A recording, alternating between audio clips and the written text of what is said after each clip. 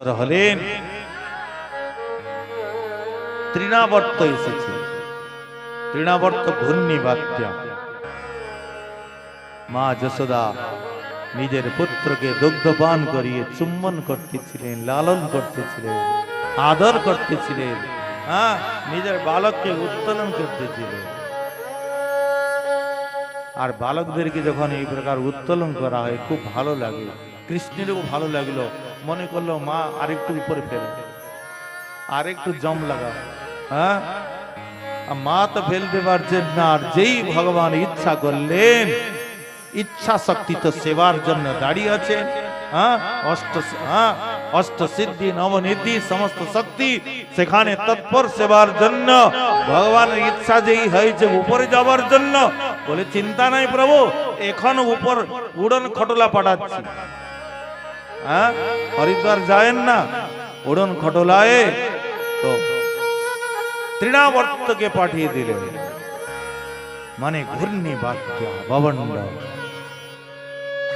আগামী শতম তৃণাবর্তম। তৃণাবর্তকে দেখে শ্রীকৃষ্ণ মনে করলেন যদি মাকে উঠিয়ে নে তো মার খুব কষ্ট হবে।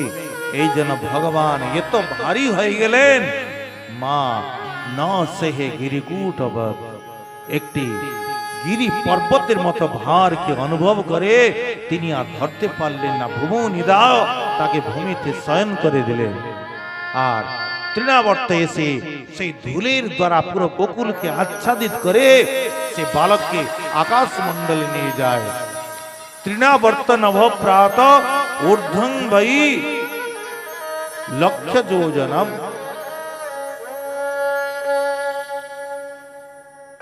বলছেন সে তৃণাবর্ত শ্রীকৃষ্ণকে কত উপরে নিয়ে গেছিলেন? 1,00,000 যোজন। ঊর্ধ্বং বৈ লক্ষ যোজন। ভগবান হলেন বিভু বস্তু, ভগবান হলেন বিরাট বস্তু। ওনার সামান্য লীলায় পূর্তি হয় না। মহাপ্রভু সনাতন গোস্বামী পাদকে বলছেন কি কৃষ্ণ বৎস অসংখ্যাতেই সুকুদেব বাণী। কৃষ্ণ সঙ্গে কত গোপ সংখ্যা নাই জানে।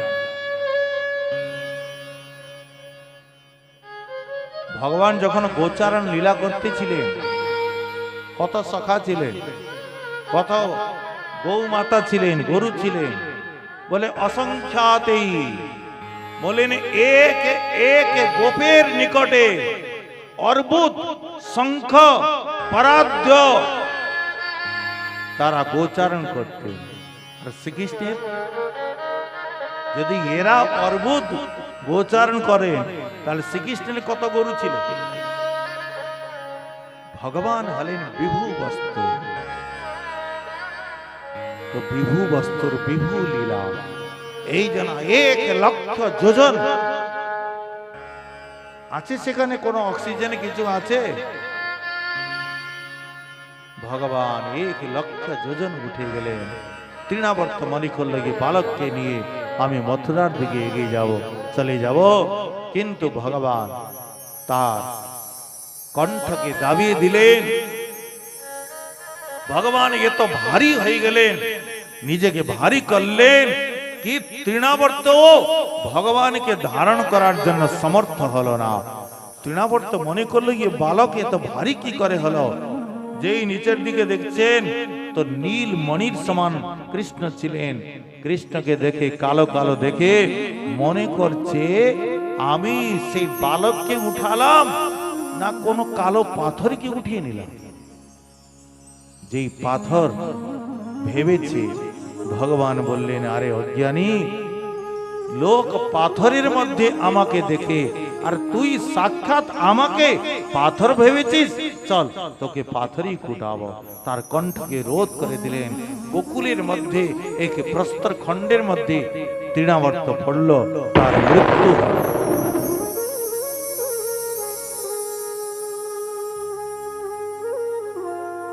गर्गाचार्य महाराज মথুরা থেকে গোকুলে এসেছেন। শ্রী নন্দ মহারাজ বললেন, হে গর্গমুনি, আপনি জ্যোতিষ শাস্ত্রের প্রণেতা, জ্যোতিষ শাস্ত্র প্রণয়ন করেছেন, সেই জন্য আমার দুটো বালক কৃষ্ণ বলরামের নামকরণ করুন। শ্রী গর্গমুনি বললেন কি, দেখো নন্দ মহারাজ, আমি হলাম যদুবংশী গণের পুরোহিত। যদি তোমার বালকের নামকরণ করি তো কংস মনে ভাববে ইয়ে দেবকী পুত্র তো নয়, দেবকী পুত্র মনে করে তোমার বালকের কিছু অনিষ্ট করতে পারে, সেই জন্য আমি নামকরণ করব না। নন্দ বাবা বললেন, আপনি গুপ্ত রূপে আর গোশালায় নামকরণ, কিন্তু নামকরণ আপনার দ্বারাই হবে। গর্গমুনি তাতে রাজি হলেন, দুটো বালককে নিয়ে এসছেন। অয়ম হি রোহিণী পুত্র রময়ন সুহৃদ গুণী আখ্যাসতে রাম ইতি বলাধিক্ষ্যাৎ বলং বিদু। অয়ম হি রোহিণী পুত্র, হে নন্দ মহারাজ, এই যে বালক এ হচ্ছে রোহিণী নন্দ। রময়ন সুহৃদ গণায় গণে, সবাইকে আনন্দ প্রদান করিবেন, এই জন্য রাম নাম হবে। বলের আধিক্যে অধিক বলবান হবেন, এই জন্য বলরাম ও নাম হবে। এক গর্ভ থেকে অন্য গর্ভে আকর্ষণ করা হয়েছিল, সংকর্ষণ নাম পড়িবে। আর এই যে তোমার বালক আসন বর্ণাত্রয় গৃণত অনুযুগং তনো শুক্ল রক্ত তথা পীত ইদানিম কৃষ্ণতাঙ্গতা। আসন হইয়া ছিল এর পূর্বে, এই যে তোমার বালক এর পূর্বে ইনি শুক্ল বর্ণ ধারণ করেছে, রক্ত বর্ণ ধারণ করেছে, ইদানিম এই দ্বাপরে কৃষ্ণ বর্ণ ধারণ করেছে করে এসেছেন। আর শুক্ল রক্ত পীত কৃষ্ণ, শুক্ল সত্য যুগে, রক্ত ত্রেতা যুগে, দ্বাপরে কৃষ্ণ বর্ণ হলেন পীত বর্ণ। কার উদ্দেশ্যে গর্গমুনি বললেন?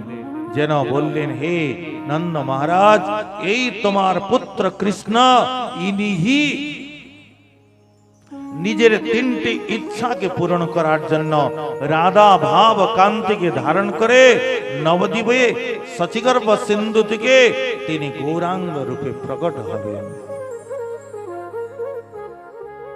এই জন্য পীতবর্ণ ভবিষ্যবাণী করে দিলেন। হে মহারাজ নন্দ, বহুনি ইনার অনেক নাম হবে, গোপাল সহস্র নাম, বিষ্ণু সহস্র নাম, অনেক নাম হবে। কি নাম রাখবো?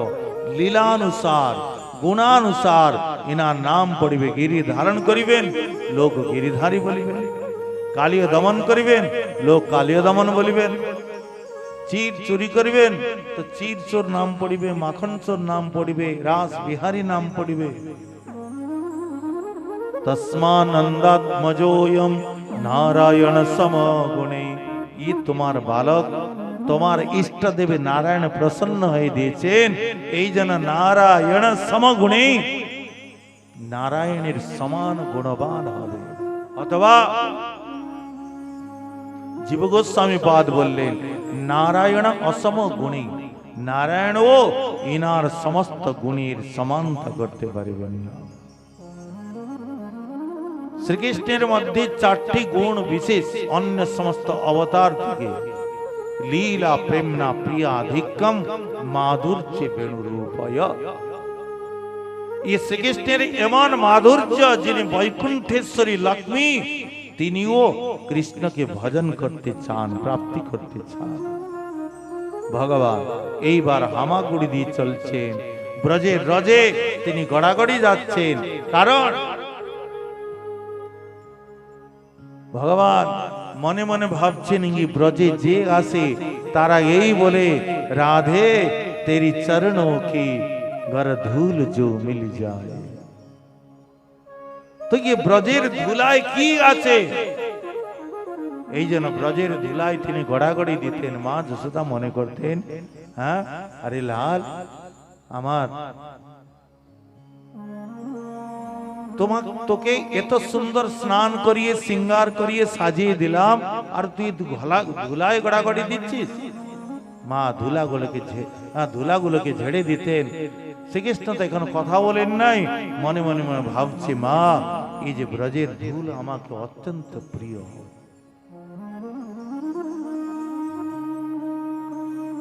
এই জন্য শ্রীকৃষ্ণ মনে করলেন ধুলগুলো তো ঝেড়ে দিচ্ছ, তো এই জন্য ব্রজের কাদাগুলোকে অঙ্গে লাগাবো। আপনি তো ঝাড়তে পারবেন না মা। এই জন্য সেই নন্দ দেহেরিকে পার করে আজকে বাইরে এসেছে। গরুর গোমূত্রের দ্বারা যে কর্দম, সেই কর্দম গুলো অঙ্গে লাগিয়েছে। এই লীলাটিকে শ্রী বিল্ল মঙ্গল জি কৃষ্ণ কর্ণামৃতে বর্ণন করছে। দিব্য চক্ষু শ্রী বিল্ল মঙ্গল জি লীলাটিকে দেখিয়ে বলছেন, পঙ্কাঙ্গা অভিষিক্ত সকলা বয়বং বিলোক্য। পঙ্কাঙ্গ সেই পঙ্কগুলোকে, অথবা শ্রীকৃষ্ণের শ্রী অঙ্গে সে পঙ্কগুলো অঙ্গরাগের কাজ করছে। সুন্দরে কিম না সুন্দরম, তিনি প্রত্যেক পরিস্থিতিতে সুন্দর।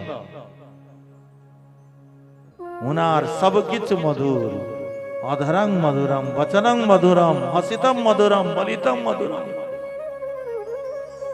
সবকিছু মধুর, সবকিছু আনন্দময়। সেই পঙ্কগুলো গো, সেই শ্রী অঙ্গে বেদব্যাস মহারাজ প্রথম শ্লোকে বললেন সোরাট। এ কে? ইনি হলেন সোরাট। সোরাট মানে সো প্রকাশ। উনাকে কেহ প্রকাশিত করতে পারে না। আমরা কি করি? বিভিন্ন প্রকার বেশভূষা অলংকার ধারণ করে নিজেকে সাজাই, সুন্দর বানাই।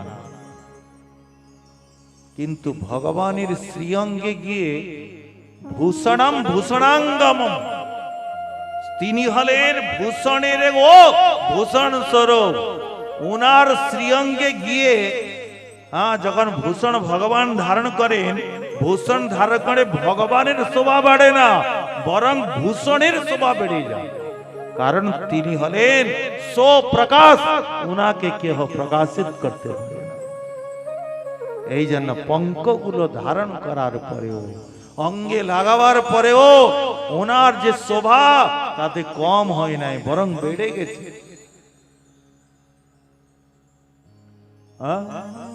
আর যারা সুন্দর নয়, নিজেকে সুন্দর বানাবার জন্য কত কিছু মাগতে দেয়। সেই এত মানে ওভার লাগিয়ে ফেলেন, সেই বান্দর যেমন লাগে না, হ্যাঁ, ও ঠিক তদ্রুপ এইগুলো মানে এমন।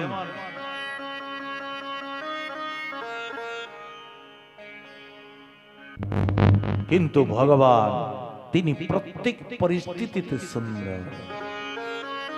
পঙ্কাঙ্গা অভিষিক্ত সকলা বয়বং বিলোক্য দামোদরম বদতি কোপবসাদ যশোদা তম সুকরসি গত জন্মনি পুতনারে ইত্যুক্ত সস্মিত মুখ বতুনো মুরারে।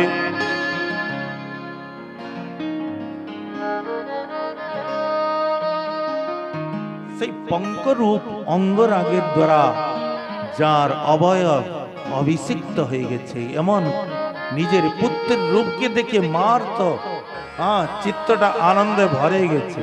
কিন্তু তিনি একটু মিথ্যা কোপ করে আর নিজের পুত্রকে বলছেন, তোম সুকরসি গত জন্মনি পুতনারে। আরে আমার লাল, আমার কানা, তুই কি শুকর ছিলি নাকি? শুকরগুলো যেমন সেই নর্দমায় লোটপট হইতে থাকে, সেই রকম কাদাগুলোকে গায়ে লাগাচ্ছিস। কাদা এত প্রিয় কেন? এগুলো কাদাগুলোকে, পঙ্কগুলোকে অঙ্গে লাগায়। তুই কি গত জন্মে শুকর ছিলি? ভগবান হাসছেন। এখন বলেন নাই, বললেন মা তুমি ঠিকই বলেছ, আমি শুকর রূপও ধারণ করেছি।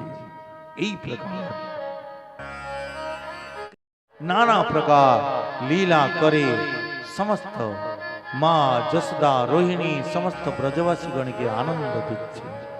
গোপীগণ মনে মনে ভাবছেন কখন কি আমাদের গৃহে নন্দলাল এসে কিছু লীলা করে আমাদেরকে আনন্দ প্রদান করিবেন।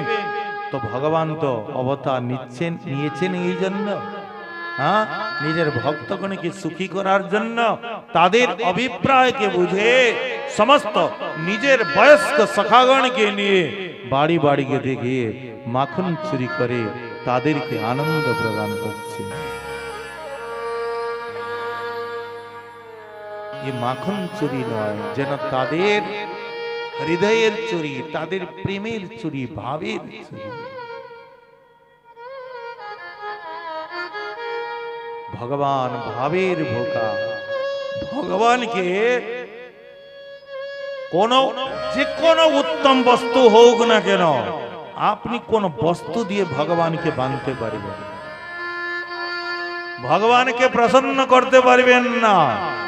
দিতে মানা করা হচ্ছে না, দাও, বিলকুল দাও, কিন্তু তার সঙ্গে আরেকটি বস্তু দাও, নিষ্কপট ভাব। এইটাই আমাদের কাছে অভাব। বাকি সব আছে, ভগবানকে ভোগ লাগাচ্ছি, ধর্ম আচরণ করছি, কিন্তু লোককে দেখা যে দেখ আমি ভগবানকে 56 ভোগ লাগালাম। বিহারি যেতে যাবেন, যাচ্ছেন তো আপনারা, বাঁকে বিহারি প্রচুর ভিড়। সেখানে দেখবেন গরম দিনে ফুল বাংলা হয়, বাংলা হয় মানে ভালো খরচ হয়, 2 লাখ 3 লাখ 5 লাখ 10 লাখ। মানে এখন তো মানে বিহারিজি অন্য প্রকার হয়ে গেছে। আগে তো প্রায় করে যখন তখন আমরা চলে যেতাম, এখন তো বিহারিজি একদিকে ঢোকো, কোথায় বেরিয়ে ভগবানই জানে। এই জন্য কম হয়ে গেছে। এক এক দিন এমন ফুলের বাংলা হয় মানে আশ্চর্য পড়ে যাবে। ভিতরে নয়, পুরো বাহিরে যত বড় সে প্রাঙ্গণ আছে, পুরো সে কি ফুল জানেন? জুই ফুল। মানে সে অদ্ভুত সে বাংলা, এত অর্থ খরচ করে, কিন্তু বিহারজির ঠিক সেখানে সামনে লেখা থাকে আজকার সেবা অমুক শর্মা জি দিল্লি, আজকার সেবা অমুক হরিয়ানা। প্রতিষ্ঠাটা আগে চাই, গোসাই মালা পরাবেন, প্রসাদের ডিব্বা দিবেন, ফটো উঠবে। ভগবান নিষ্কপট ভাবের ভোকা। এই বিষয়ে অনেক কথা আমরা পূর্বে শ্রবণ করেছি, কিন্তু আজকের সময় তার মধ্যে যে বস্তু দেন না কেন, কৃষ্ণের এই জল তুলসী যেই করে দান।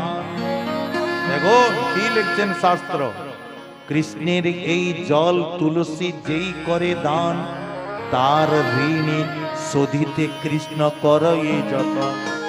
ভগবানকে যে একটু জল তুলসী পত্র দান করে, প্রদান করে, তার ঋণ, তার কাছে ভগবান ঋণী হয়। আগে বলছেন জল তুলসীর সম, কৃষ্ণের ঘরে নাই ধন, আত্মা বেচি কৃষ্ণ করে ঋণের শোধন। সেই জল তুলসীর তার বিনিময়ে কোন বস্তু নাই, ভগবান সে ভক্তকে দিবেন। নিজের আত্মাকে নিজেকে বিক্রি করে ফেলেন সেই ভক্তের নিকটে। কোন ভক্ত? যে নিষ্কিঞ্চন ভক্ত, আমার বলে কিছুই নাই, যারা কৃষ্ণ ছাড়া কিছুই জানেন না, সেই সমস্ত নিরপেক্ষ মুনিম শান্তম নির্বৈরম সমদর্শনম অনুব্রজাম্যহম নিত্যম পুয়ন্ত্র অঙ্গ্রিরেণী।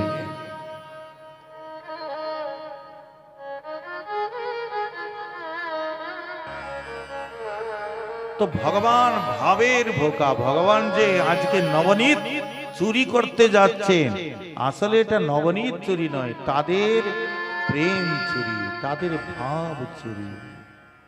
তারা যখন সেই দুধকে দহন করছে, দুধকে যখন গরম করছে, দুধকে যখন দহি পাততেছেন, দহিকে যখন মন্থন করছেন, তার একটি ভাব কি, নন্দলাল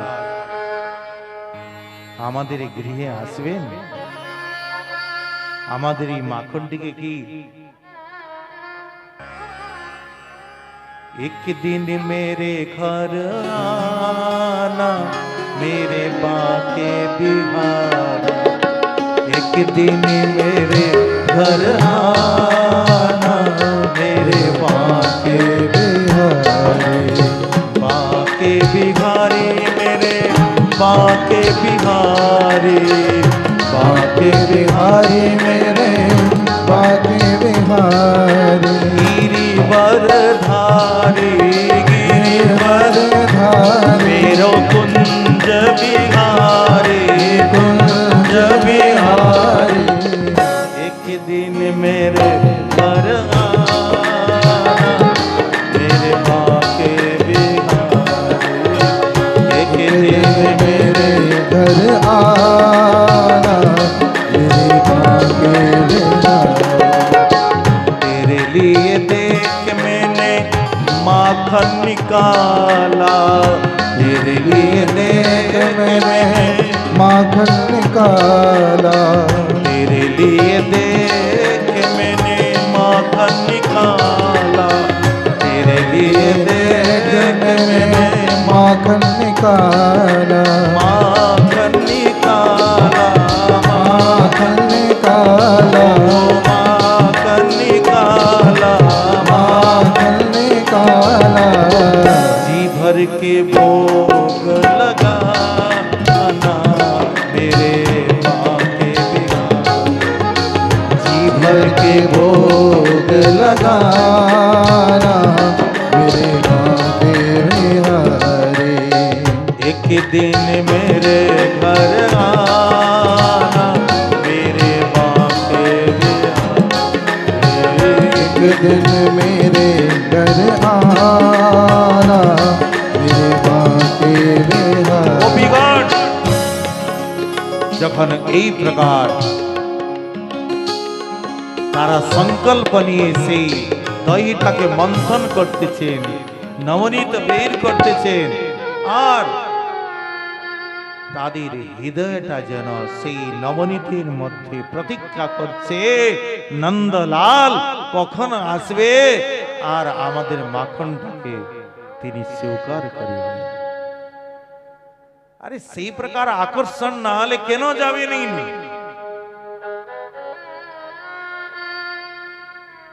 जिनकी एक कृपा दृष्टि से सकल विश्व को पलते देखा, उनको गोकुल में माखन पर सौ बार मचलते देखा, जिन्हीं पालन करता, जिन्हीं विश्वम्भर, যিনি সবাইকে ভোজন দিচ্ছেন, তিনি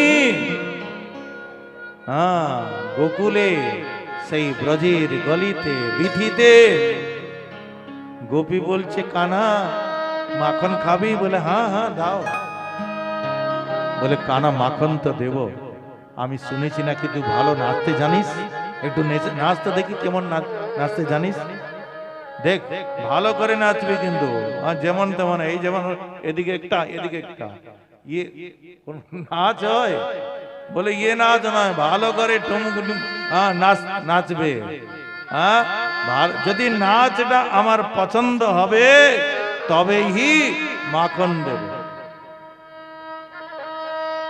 সে গোপীগণের এমন প্রেম, এমন তাদের ভাব, সেই ভাবের বন্ধনে যিনি মদ ভয়াত বাতি বাতয়ম সূর্যস্তবতি মদ ভয়াত বর্ষতেন্দ্র দহত্যগ্নি মৃত্যু চরতি মদ ভয়াত, যার ভয়ে বায়ু প্রবাহিত হচ্ছে, অগ্নি জ্বালাচ্ছে,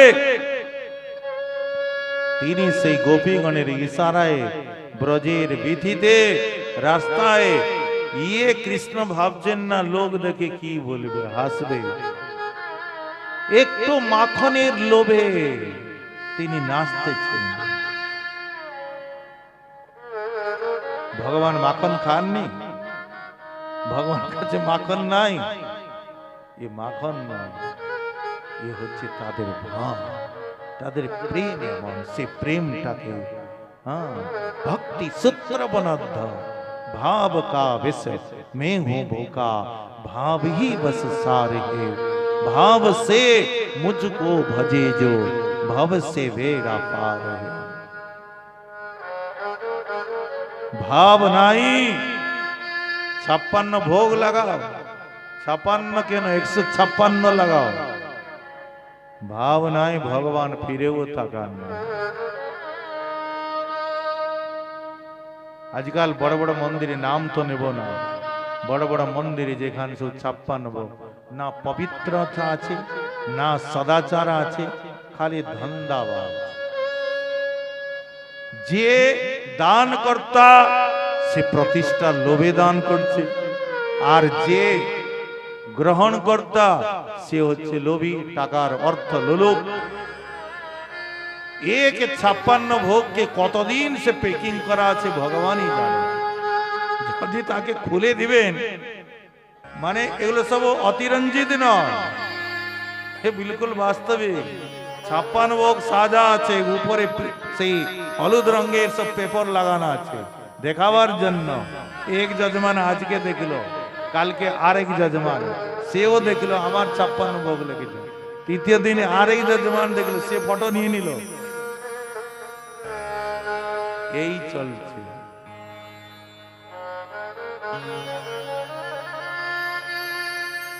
না সেখানে দান কর্তার শ্রদ্ধা আছে, না এখানে পবিত্রতা আছে।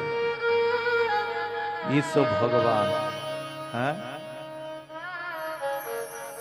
ভগবান ভাবের ভোকা, প্রেমের ভোকা। এই জন্য তাদের বাড়ি বাড়িতে গিয়ে মাখন চুরি করতেছেন।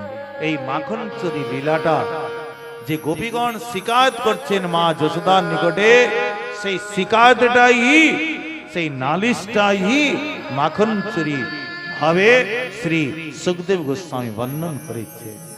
যখন গোপীগণ বলছেন, সুরদাসজি বলছেন, সুরদাস গোস্বামী বলছেন গোপীগণ শিকায়ত করেছেন, মা যশোদা হাতে ডান্ডা নিয়েছেন, এরে এসব কি শুনছি তোর নামে, হ্যাঁ এই বাড়ি বাড়িতে গিয়ে এইসব করছিস, তোর বাবা রাজা, হ্যাঁ এখানে কি অভাব, এখানে না দুধ দই, কি অভাব তো বাড়ি বাড়িতে গিয়ে। তো ভগবান বলছেন, মে নেহি মাখন খাই ও मैया मोरी, মে নেহি মাখন খাই। ভগবানের লীলা, মে নেহি মাখন খায়ো ও मैया मोरी। কত মধুর ভাষা।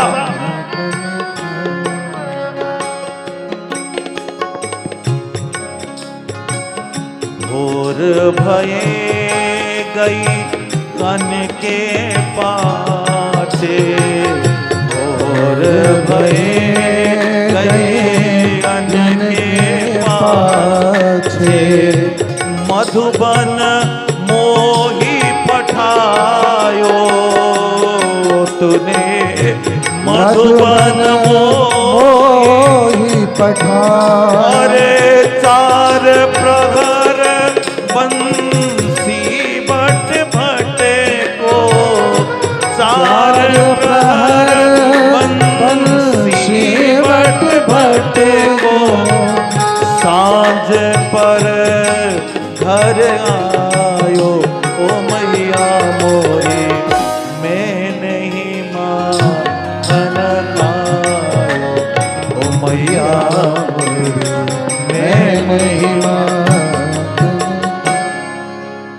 মা তুমি এদের কথা বিশ্বাস করলে কি করে? আমি যে মাখন খেয়েছি তুমি জানো এরা কোথায় মাখন রাখে? সেই শিকার উপরে। আর আমি এইটুকু বালক, এই ছোট ছোট হাত। মে বালক বহিয়ান কো ছোট, মে বালক বহিয়ান কো ছোট, इसी को किसी भी पायो मैया मोरी, छी को किसी भी এই শিকা আমার হাতে কি করে? আমি এইটুকু বালক, ছোট ছোট হাত, আমার হাত কি করে আসবে? তুমি কি করে বিশ্বাস করে নিলে এদের কথা? মা যশোদা বললেন, লালা যদি তোর হাতে মাখন আসে না, তোর মুখে কি করে লাগা আছে? ওরে সঙ্গে সঙ্গে, তাই তো সঙ্গে সঙ্গে মুছে দিয়ে মা ये ग्वाल बाल सब बेरे पड़े हैं, ग्वाल बाल सब बेरे पड़े हैं, बरबस मुकुल पिटायो ओ मैया मोरी, बरबस मुकुल पिटायो ओ मैया मोरी, मैं नहीं माखन खायो ओ मैया मोरी, मैं नहीं माखन खायो। ये बोलছে যাকে ভাগবত মহাপুরাণ সত্যম পরম ধীময় বলে যাকে ধ্যান করছেন,